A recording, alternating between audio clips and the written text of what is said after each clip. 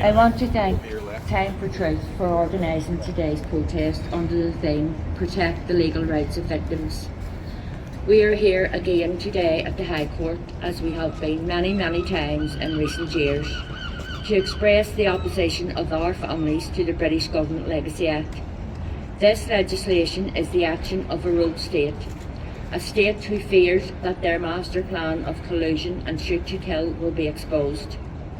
The Legacy Act will pull the shutters down on the fundamental legal rights of all families to an investigation, inquest and civil action.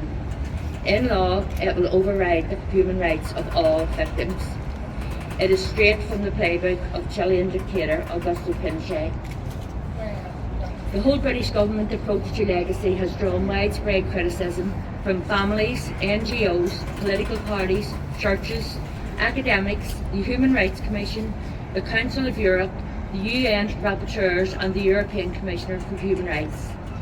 There has also been heavy criticism by the US Congress and Senate, the British Labour Party and the majority of members in the British House of Lords. Together, they know that the Legacy Act places the British government in breach of their international human rights obligations, including the European Convention of Human Rights. I am Patricia Burns. My father, Thomas Burns, was a former Royal Navy sailor.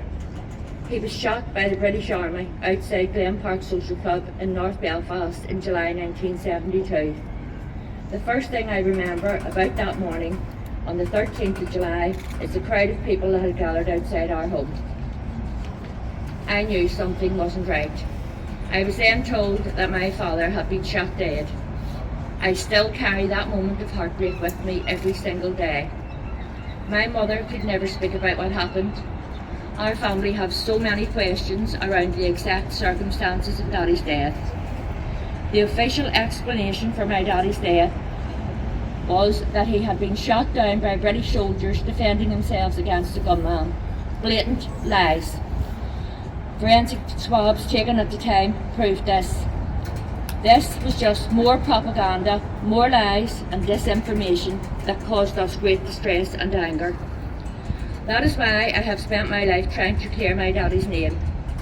As a Westminster law, this Legacy Act takes the legal right to truth that we have been campaigning for over 50 years from us.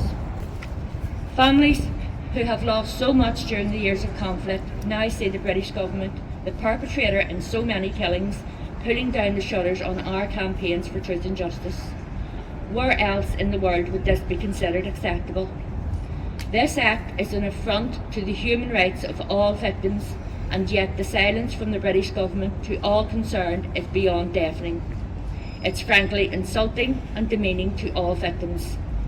That is why, yet again, we stand here at the High Court to vent our opposition to this Legacy Act.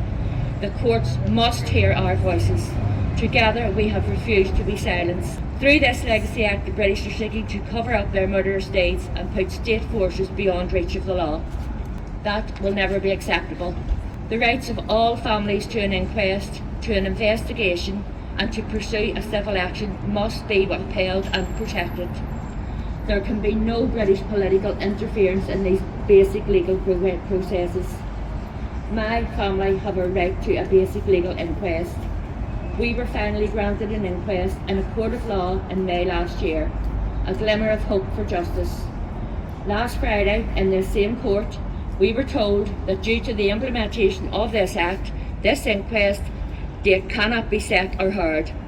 Our long fight for an inquest cannot proceed. As families, we will stand against the rogue state, stripping us of our basic legal rights. The courts are now the last line for defence of victims.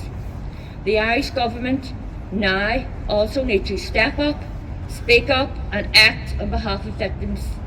They have had ample time to consider this legislation and now need to give certainty to victims and commit to take an interstate case to Europe without further delay. Not to do so would be to endorse these flawed bodies. Our families have waited too long. We now need to see immediate action. There can be no more delays. Standing up against this legislation has taken its toll on so many families. But we remain steadfast and determined. Our message is clear. We are not giving up We are not going away. We will be seen and we will be heard. That's what our loved ones deserve. That's what my daddy deserves. So today I'm finishing. I want to thank the many families and their support groups who have stood up against this British government, who have protested against this legislation and who have refused to be silenced. Thank you all.